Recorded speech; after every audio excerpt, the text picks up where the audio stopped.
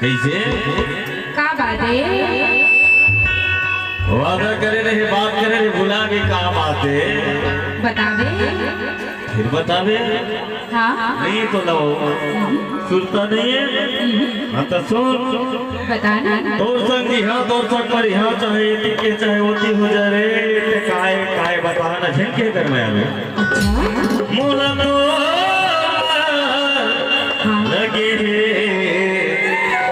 पानी को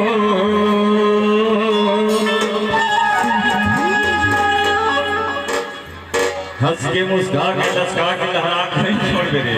अरे नहीं हो सके जी। ऐसे हाँ? ये तो वादा है बारात लेके आऊं लगाया बाला जिनकी गिरानी वाला हूँ अब तो ढोल सजाऊं। कभी नहीं। हाँ तो ये समय बता ही दे।